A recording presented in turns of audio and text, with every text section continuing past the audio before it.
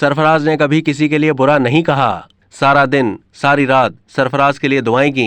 सरफराज की वालदा खुश।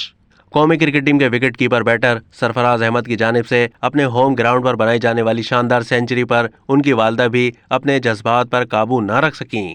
क्रिकेटर की वालदा ने कहा, आज खुशी का दिन है, मुझे बहुत अच्छा लगा। सरफराज ने बहुत अच्छी परफॉर्मेंस दिखाई। वो अपने मुल्क के लिए खेला और इंशाल्लाह खेलता रहेगा।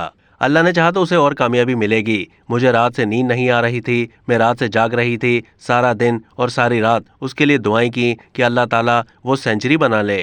साबिक कप्तान की वालदा का कहना था कि इन 4 सालों में वो कभी हिम्मत नहीं हारा।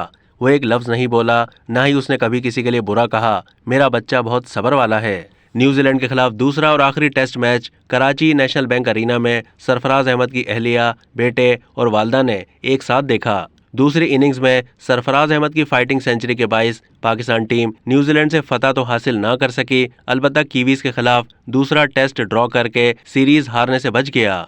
अब तक के लिए इतना ही। मजीद मालूमात के लिए डेली जंग के यूट्यूब चैनल को सब्सक्राइब कीजिए।